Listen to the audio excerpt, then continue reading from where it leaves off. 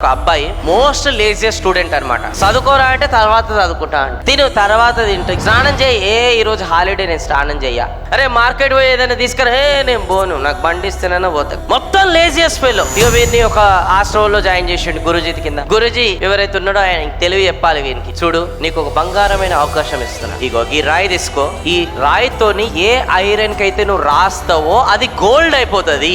అప్పటికి సాయంత్రం అయిపోయింది. అప్పుడు ఆయనకు ఆలోచన వచ్చింది, ఈ సాయంత్రం పూట ఐరన్ అనేది మనకి ఏడ దొరుకుతుంది షాప్ లా, పొద్దున పోయి మార్కెట్ లో వేస్ట్ ఐరన్ ఏదైతే దొరుకుతుందో దాన్ని నేను కొనుక్కుంటా, పొద్దున్నే లేచి రాత్రి అయిపోయి తిని వండుకుంటా అని చెప్పి వండుకుంటా. పొద్దున్నే లేచిండు, బ్రేక్ఫాస్ట్ చేయాలి కదా, ఇప్పుడు అంత తొందర ఏముంది, మధ్యాహ్నం పోతా, మధ్యాహ్నం అయ్యంగానే ఆకలి కడుపు మళ్ళా, దాని తర్వాత పోదామనేసరికి బాడీ సహకరిస్తలేదు, ఎందుకు ఇప్పుడే తిన్నావు కదా చేసే బాండు, గంట వండుకుందామని వండుకుంటూ లేచేసరికి గురుజు ముందలుండు, సాయంత్రం అయ్యి రాయి గుంజేసుకోండు, గురుజీ నేను ఇంకా మార్కెట్ పోలే, ఐరన్ తెచ్చుకో, చాలు నిన్న సాయంత్రం నుంచి ఇప్పటి వరకు నీకు అవకాశం ఇచ్చాను, నీ జీవితం చేంజ్ చేసే అవకాశం ఇది, నువ్వు నీ చేతులారా అనేది దీన్ని పోస్ట్ పోన్ చేసుకుంటూ వచ్చినావు, ఇంకా నీ జన్మకి ఈ రాయి నీకు ఇచ్చే సమస్యనే లేదు. గురుజీ కాళ్ళ మీద వడి ఏడ్చి నా కళ్ళు తెరిపించారు, గురుజీ ఎట్లయితే పోస్ట్ పోన్ చేస్తే ఈ రోజు ఇంత పెద్ద ఆపర్చునిటీ అనేది నేను లైఫ్ లో కోల్పోయినా, ఇక్కడి నుంచి నా జీవితంలో ఏ ఆపర్చునిటీ కోల్పోనని ఆ రోజు నుంచి ఆ పర్సన్ రియలైజ్ అయ్యి ప్రతిదీ కూడా ఆలోచించకుండా ఇంప్లిమెంట్ చేసుకుంటూ వచ్చాడు. ఫైనల్ గా వన్ ఆఫ్ ద గొప్ప పొజిషన్ కి వెళ్ళాడు అండ్ అందరికి రోల్ మోడల్ గా నేను అనేది నిలిచాడు.